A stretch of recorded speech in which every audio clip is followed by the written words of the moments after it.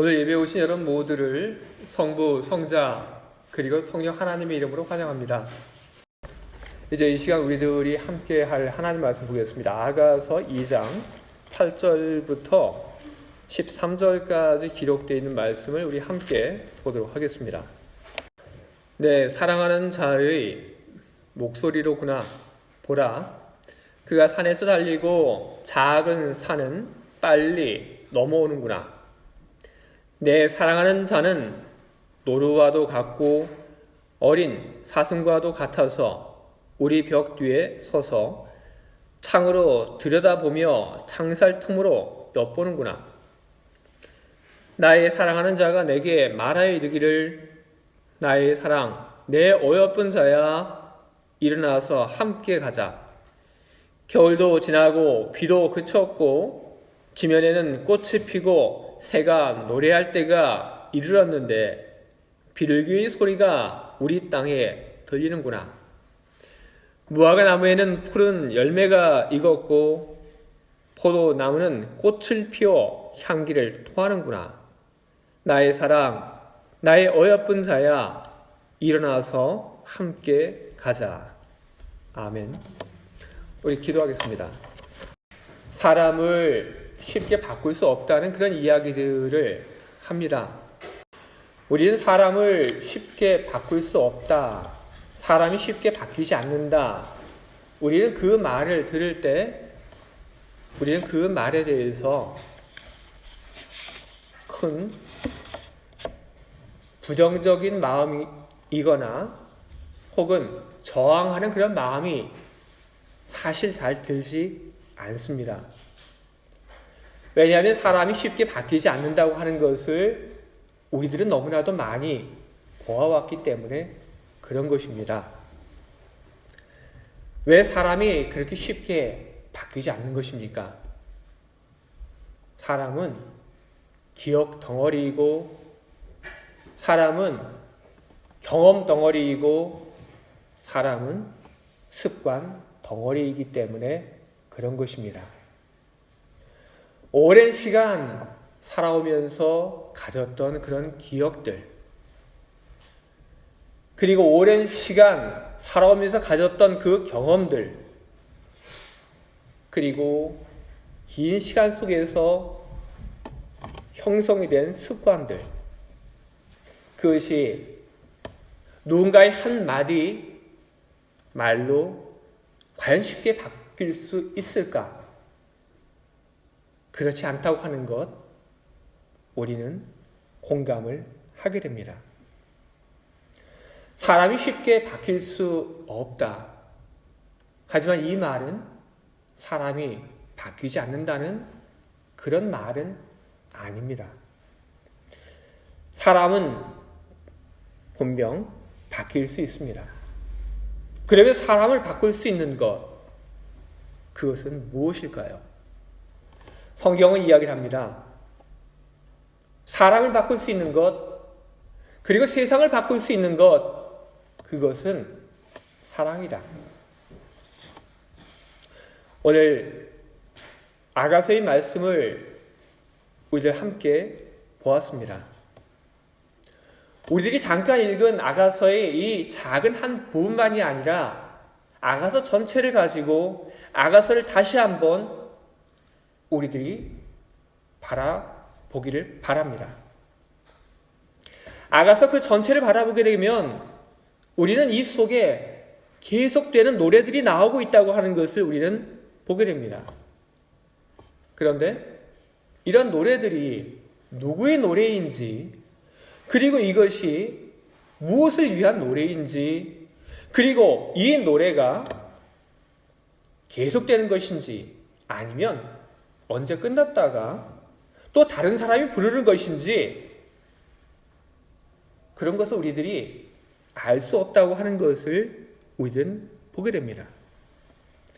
그래서 아가서를 보게 되면 무척 혼란스러운 그런 마음을 우리들은 갖게 됩니다.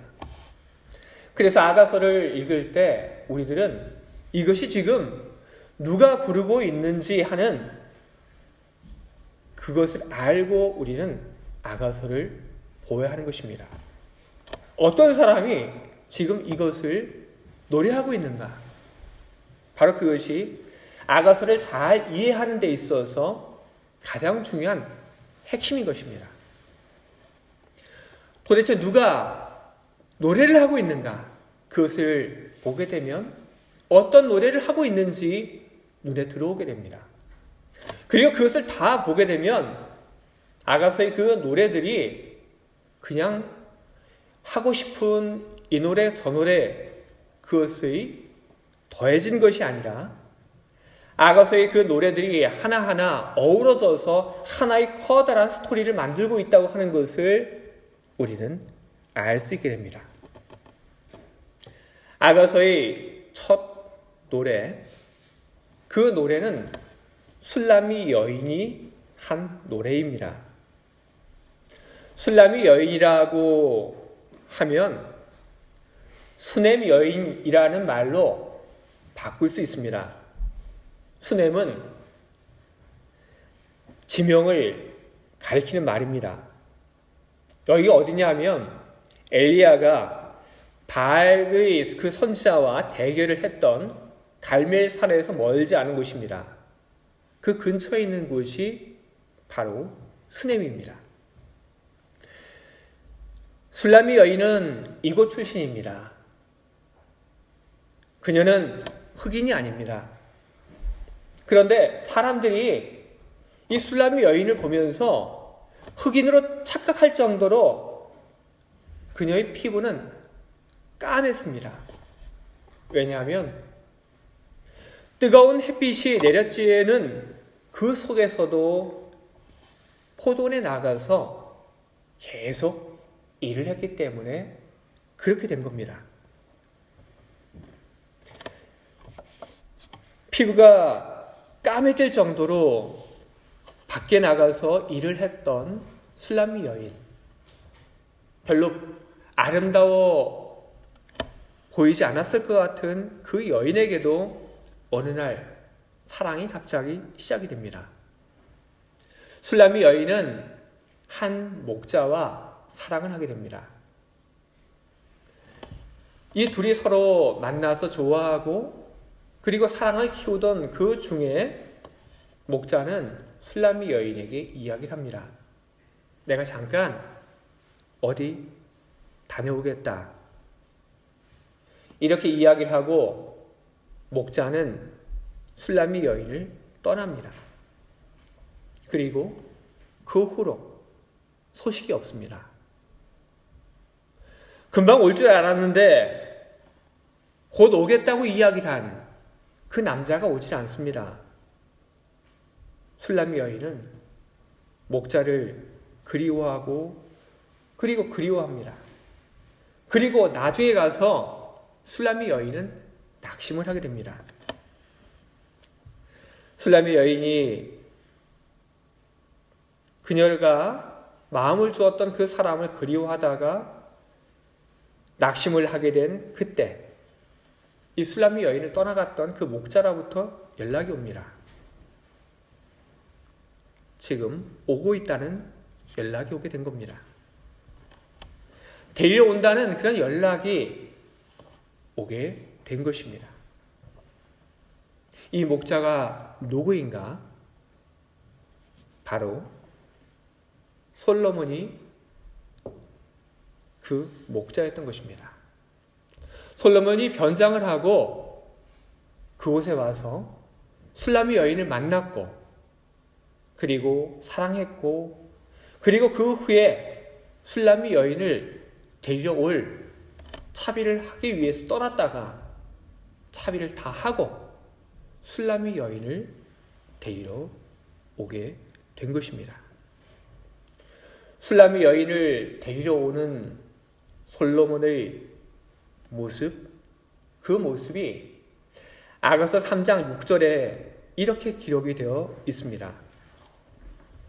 모략과 위향과 상인의 여러 가지 향품으로 향내 풍기며 연기 기둥처럼 거친 들에서 오는 자가 누구인가? 볼지어다. 솔로몬의 가마라. 이스라엘 용사 중 60명이 둘러쌌는데 다 칼을 잡고 싸움에 익숙한 사람들이라. 솔로몬이 술람미 여인을 맞이하기 위해서 지금 사람들을 끌고 오고 있는 겁니다. 행렬을 끌고 오고 있고, 그리고 그 모습이 너무나도 보기에 대단했기 때문에 그 모습을 방금 제가 읽어드렸던 것처럼 아가서 3장 6절 기록을 하고 있는 것입니다. 술람미 여인을 맞으러 왔던 솔로몬이 술람미 여인을 데리고 이제 갑니다. 아가서 4장 1절 그 이후는 이 두 사람이 결혼한 이후에 있었던 노래들을 적고 있습니다. 솔로몬을 따라서 간 술람미 여인, 그 여인의 모습이 시간이 가면 갈수록 점점 예뻐집니다. 그래서 이야기를 합니다. 내 눈이 비둘기 같고 내 머리털은 길라산 기슭에 누운 염소떼 같구나. 내 입술은 홍색 실 같고 내 입은 어여쁘고 너울 속에 내 뺨은 석류 한쪽 같구나. 여러분 좀 듣기 어떠십니까? 조금 우리말로 그런 게 있죠. 좀 오글거린다. 우리가 그런 생각이 들 정도로 이렇게 이쁘다고 그렇게 이야기를 하고 있는 겁니다. 그런데 이런 말이 여기서 한 번만 나온 것이 아니라 그 다음에도 이쁘다는 이야기들이 반복돼 나옵니다. 7장 6절을 봐도 사랑아, 내가 어찌 그리 아름다운지 어찌 그리 화창한지 즐겁게 하는구나. 이렇게 이야기를 합니다. 그런데 바뀐 것은 여러분 술람미 여인의 겉모습만 바뀐 것이 아닙니다. 그녀의 그 속 사람까지도 너무나도 다르게 변화가 되었습니다. 그래서 아가서 6장 10절을 보게 되면 술람미 여인들이 원래 친구들이 하는 이야기들, 노래가 나옵니다. 아침빛같이 뚜렷하고 달같이 아름답고 해같이 맑고 깃발을 세운 군대같이 당당한 여자가 누구인가? 술람미 여인의 그 친구들이 자기 친구를 보면서 그런 노래를 하고 있는 겁니다. 이쁘다고. 근데 그것이 다가 아니죠. 저 당당한 여자가 누구인가? 예전에는 안 그랬다는 거죠. 그런데 지금 와서 보니까 너무 달라진 겁니다. 너무 당당해지고 말 하나 행동 하나 이전과 너무나 크게 변화가 되었다는 겁니다. 과연 무엇 때문일까? 솔로몬을 쫓아가서 호의호식했기 때문일까요? 아니면 솔로몬과 결혼을 해서 그녀의 신분이 높이 올라갔기 때문입니까? 물론 아니라고 그렇게 단정할 수 없습니다. 하지만 아가서를 보게 되면 술람미 여인의 그 친구들은 그게 정말 이유가 아니라고, 술람미 여인이 이렇게 달라진 데 다른 이유가 있다고 그 이유를 가지고 노래를 합니다. 그의 사랑하는 자를 의지하고 거친 들에서 올라오는 여자가 누구인가? 술람미 여인이 자기를 사랑하는 그 사람을 의지하고 살아가는 바로 그것, 사랑. 그 사랑이 이 여인을 이렇게 바꾸었다고 술람미 여인의 그 친구들이 이야기를 하고 있는 것입니다. 여러분, 사랑이 외모를 바꿉니다. 그리고 사랑이 사람의 겉모습만이 아니라 사람의 그 자존감도 바꾸고 그리고 사람의 사람 전체를 다 바꿉니다. 우리는 이 이야기가 성경 밖에만 가능한 이야기, 성경 밖에서만 일어나는 이야기가 아니라고 하는 것을 우리는 알아야 하는 것입니다. 하나님의 세계 안에서도 이 일은 동일하게 일어나고 있는 사건들인 것입니다. 저는 오늘 이 아가서가 어떤 정경화의 그 시간들을 통해서 우리 속으로 다가오게 되었는지에 대해서 우리들이 반드시 주목을 해야 된다고 저는 믿습니다. 아가서는 한 사람, 그리고 그 한 사람을 사랑했던 또 한 사람의 이야기가 주로 이루어져 있습니다.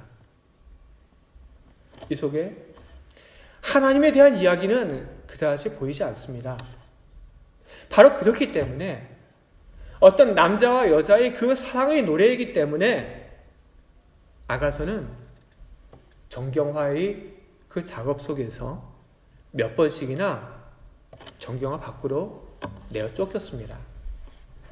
여기서 하나님의 말씀을 메시지를 들을 수 없다 해서 아가서를 정경화 작업 속에서 정경 밖으로 내어 보냈습니다. 그런데 그렇게 몇 번을 했는데도 아가서는 다시 돌아왔습니다. 그리고 돌아온 그 아가서는 이제 우리 성경 속에서 정경 가운데 하나가 되었습니다. 사람들이 내어보낸 이 아가서가 다시 정경화의 그 작업 속으로 들어오게 되는 것. 그리고 그 정경화의 작업 속에 하나님께서 역사하셨다는 그것을 우리들이 믿을 때 우리들은 당연히 이런 질문을 우리는 할 수밖에 없습니다. 하나님은 왜 그러셨을까? 하나님은 과연 무엇을 위하여 아가서를 정경 안으로 남겨두셨을까? 그리고 하나님은 이 아가서를 통해서 우리에게 무엇을 말씀하고자 하시는 것일까?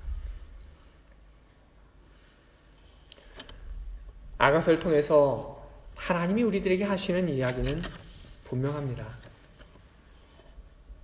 우리를 사랑한다는 것입니다. 그리고 사랑이 세상의 모든 것을 바꿀 수 있다고 하는 것을 하나님은 알고 계신다는 겁니다. 그리고 하나님은 사랑으로 세상을 바꾸는 일들, 사람을 바꾸는 일들을 계속해 나가고 계신다는 것을 우리들에게 전하기 위하여 아가서를 우리 곁으로 보내신 것입니다. 요한일서 4장 9절을 보게 되면 하나님의 사랑에 대한 선언이 나옵니다. 하나님의 사랑이 우리에게 이렇게 나타난 바 되었으니 하나님이 자기의 독생자를 세상에 보내심은 그로 말미암아 우리를 살리려 하심이라. 하나님이 우리를 사랑하사 우리 죄를 속하기 위하여 화목 제물로 그 아들을 보내셨습니다. 하나님의 사랑을 이야기하는 데 있어서 요한일서는 굳이 다른 이야기를 하지 않습니다. 그 어떤 증거를 많이 갖다 대려고 하지 않습니다. 하나님께서 당신의 독생자를 보내신 사건, 그거 하나만으로도 충분하다고 그렇게 이야기를 하고 하나님의 사랑의 증거로 우리들에게 예수님께서 세상에 오신 그 소식을 전하고 있는 것입니다. 하나님은 우리를 사랑하고 계십니다. 우리는 하나님이 우리를 사랑하는 더 많은 증거를 원하고 있는데, 실제 필요한 것은, 하나님이 우리를 사랑하는 더 많은 증거가 우리에게 필요한 것은 아닙니다. 예수님께서 이 땅에 오셨다고 하는 것, 이미 이 한 가지만으로도 하나님이 우리를 사랑한다는 그 증거는 충분합니다. 하지만 사람들은 하나님이 우리를 사랑한다는 그 사랑을 인식하고 살지 못하는 경우가 참 많이 있습니다.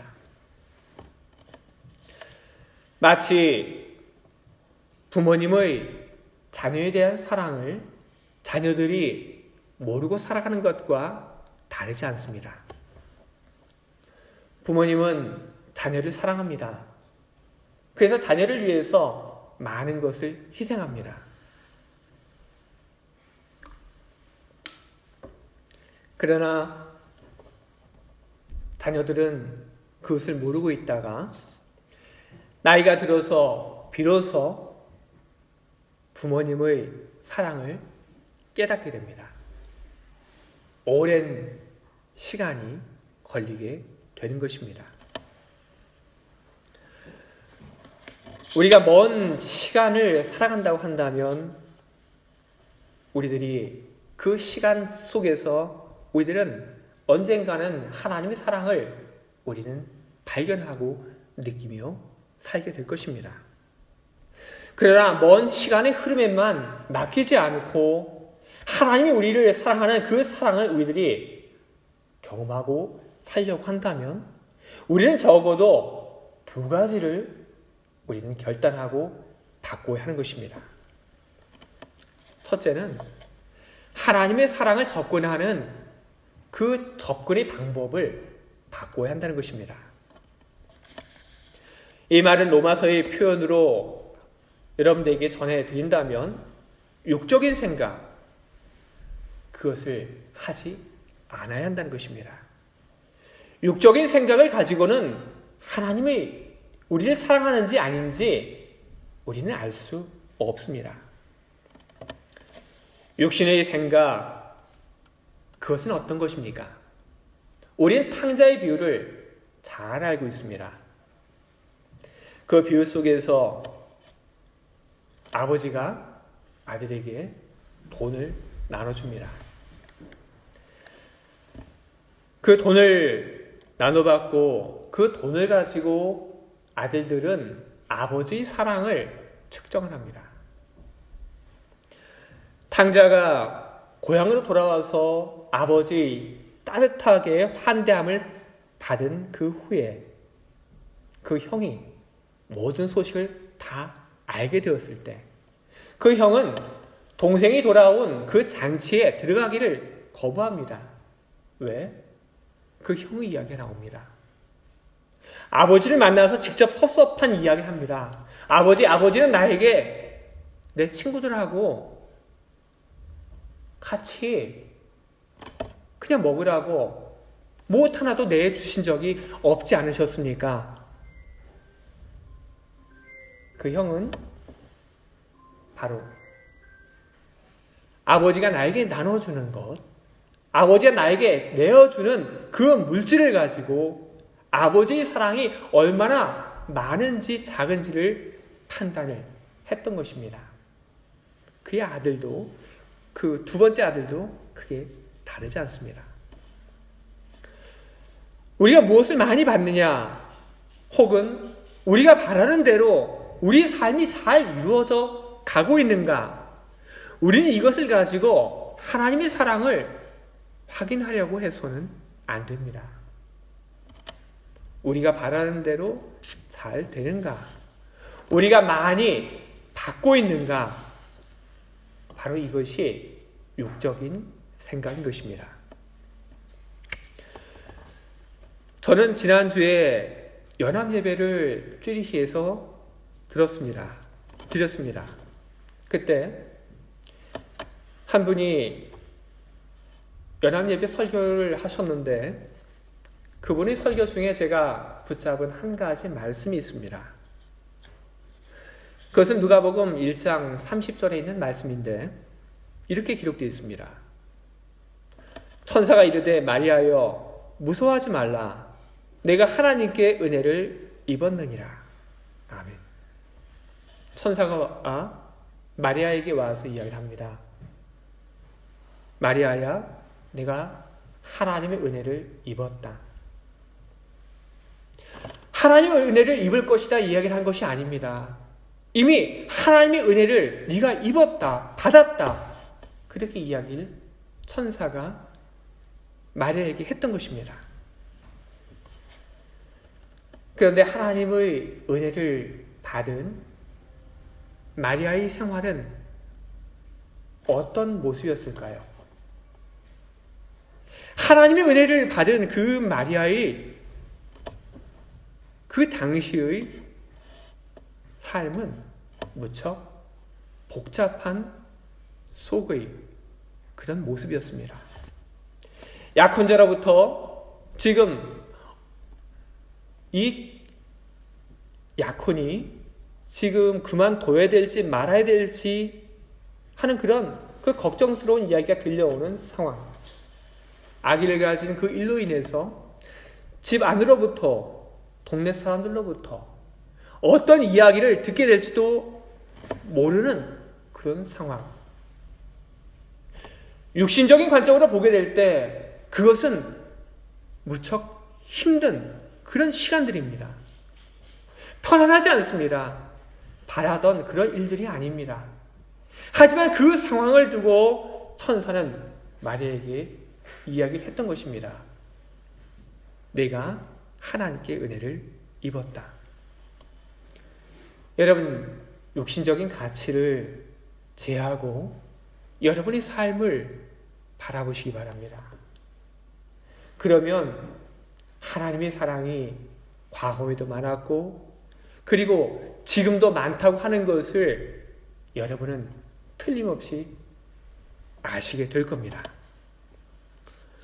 두 번째로 하나님의 사랑을 우리들이 먼 시간의 그 흐름에 맡기지 않고 하나님의 그 사랑을 우리들이 이곳에서 경험하기 위해서 우리들이 해야 할 것은 무엇이냐 하면 교회에 잘 오는 것입니다. 교회만큼 하나님의 다스리심 그리고 하나님의 그 사랑이 충만한 곳이 과연 어디 있겠습니까? 에베소서 5장 22절 그 이하를 보게 되면 교회에 대한 이야기가 기록되어 있습니다. 그리고 특별히 25절을 보게 되면 남편들아 아내 사랑하기를 그리스도께서 교회를 사랑하시고 그 교회를 위하여 자신을 주신같이 하라. 이렇게 기록되어 있습니다. 얼마나 주님이 교회를 사랑하고 있는지 우리는 이 말씀을 통해서 주님의 교회의 사랑을 우리는 알 수 있습니다. 물론 주님은 세상 모든 곳에 머물고 계십니다. 주님은 세상의 모든 것을 사랑하십니다. 맞습니다. 그러나 주님은 교회를 더 많이 사랑하십니다. 주님의 사랑을 더 많이 경험하고 싶다면 그러면 우리는 당연히 교회로 오는 그 결단을 매 순간순간마다 해야 할 것입니다. 여러분, 오늘은 대림절 두 번째 주일입니다. 대림절 두 번째 주일을 맞이해서 우리는 주님이 오신 그 일들을 우리는 기억을 해야 할 것입니다. 주님이 도대체 세상에 왜 오셨나? 주님이 세상에 오신 그 이유는 분명합니다. 우리를 사랑하기 때문에. 그리고 우리를 사랑하기 때문에 주님은 그 사랑을 통하여 우리를 변화시키기 위하여 이 땅에 오신 것입니다. 예수 그리스도의 그 복음을 듣고 모든 사람들이 그 복음 앞에서 그 순간 결단하고 그 순간 다 달라지진 않습니다. 그러나 주님은 우리들에게 계속 사랑을 베풀고 계십니다. 그것은 주님이 사랑이 우리를 바꿀 수 있다고 믿고 계시기 때문에 그런 것입니다. 주님의 사랑이 우리를 매일매일 다르게 변화시켜 가고 있습니다. 주님의 사랑이 우리를 변화시킬 수 있다고 하는 것을 믿고 우리들 역시 주님의 사랑으로 다른 사람들을 그리고 세상을 변화시키는 그 일을 해나가는 주님의 메신저들이 되어야 할 것입니다. 세상을 변화시킬 수 있는 것은 여러분 폭력도 아니고 돈도 아닙니다. 그 교육도 아니고 그 무엇도 아닙니다. 오직 사랑이 세상을 변화시킬 수 있습니다. 세상이 변화가 되어야 한다고 하는 것을 우리 모두는 늘 느끼며 살고 있습니다. 세상의 변화에 대하여 포기하지 말고 사람을 바라보며 사람을 포기하지 말고 사랑으로 사람을 그리고 세상을 변화시켜 나가는 우리 모두가 다 될 수 있기를 바랍니다. 그런 우리의 걸음 위에 주님의 은총이 함께 하시기를 주님의 이름으로 축원을 드립니다. 아멘. 함께 기도하겠습니다.